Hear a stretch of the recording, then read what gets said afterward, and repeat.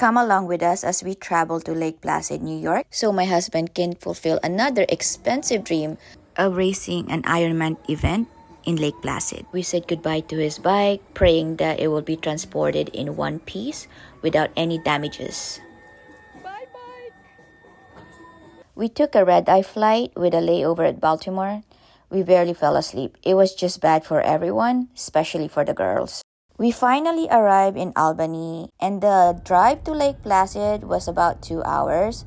It was very scenic, never-ending trees, and the lakes were just beautiful. I felt like I wanted to stop and swim in it.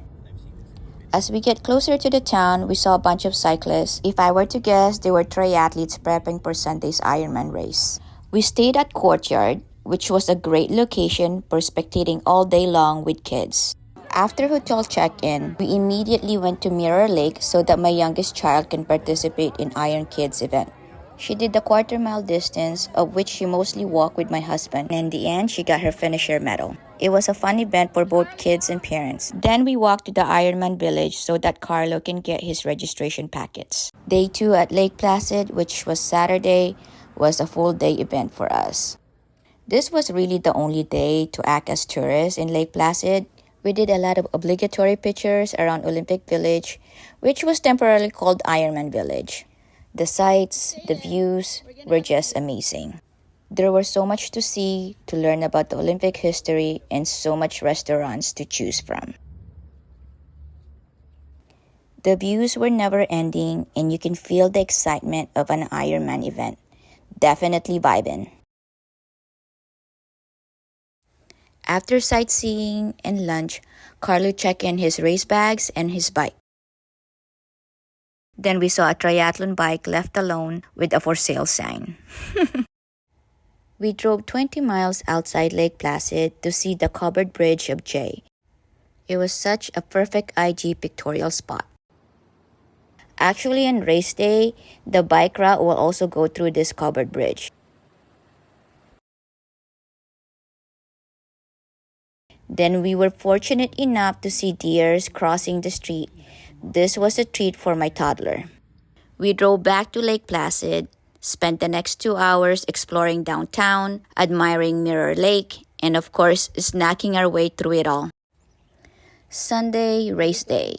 Carlo left the hotel around 5:15 a.m.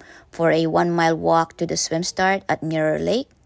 We followed around 6 a.m. As I got closer to the venue, I could feel the race vibe of excitement and anxiety. It felt like the transition from swim to bike was longer than I expected. It was just never-ending walking. But the good thing is it's a downhill walk or run.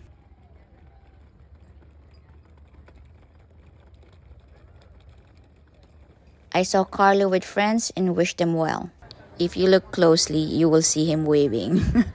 One thing that I don't like about race day is that the swim start takes so long as an hour wait, sometimes even more. The waiting game builds up anxiety.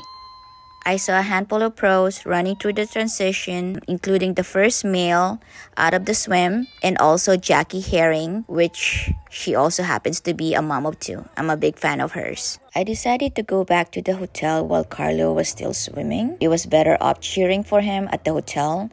As I mentioned a while ago, our hotel is a perfect location for spectating because the bike route will pass there twice at mile 1 and mile 57.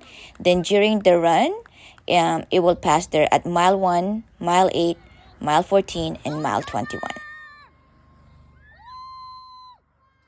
It was fun seeing and cheering the pro triathletes during the bike course. Usually I just see this on TV. We were so happy to have a glimpse of Carlo while on the bike course. The rain started to pour as early as 9 a.m. There were times that it was pouring hard when we were outside. The pros were already in the run course, while Carlo was still in the bike course. I stayed out for a while to see the pros because it was fun seeing them in their superhuman abilities. We saw Carlo again on the bike course at around mile 57. After that, my toddler and I took a 2-hour nap because if you know, Ironman spectating is an all-day event. And now was recharged to tackle the run course spectating. We saw Carlo on the run course at mile 1. I could tell he was really tired. I gave him a kiss and a nudge to go on. To be honest, I was grateful that he was done in the bike and in one piece. The heavy rain made the bike course even more challenging, especially when you're descending on the hills. Look at this guy running in his sandals. Once Carlo was on the run course, we were out on the street cheering for him and everyone the whole time. What's nice about this race was that the athlete's name was printed on their bib. So this was the first time I seen of this. You can really cheer for them. You can blast their name. I thought that was a nice personal touch. The neighborhood came alive with loud music. I loved that the locals were supportive and participated in their own cheerful way. Here was Carlo at around mile 8. He said it was hard. LOL, of course it was hard. But I was glad we were there to boost his spirit.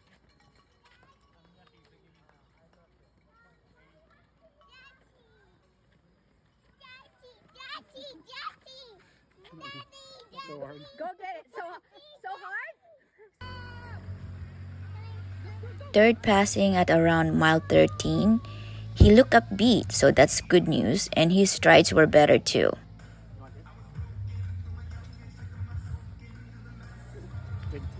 Feeling good? Feeling good? Yes. Looking good. Charlie. Okay. Charlie, come. Go. Looking good, Carl.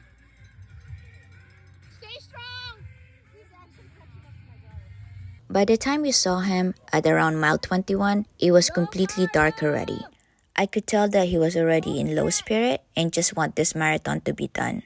I gave him a hug and reassured that we will be at the finish line to see him finish his 11th Ironman race. Although he had less than 10K left in the race, that still felt very far on a very exhausted body and mind. I really felt for him and the other age groupers because if you know, Ironman Lake Placid is not easy. It had over 7,000 feet gain on the bike course combined with heavy rain and then another 1,200 feet gain on the run course.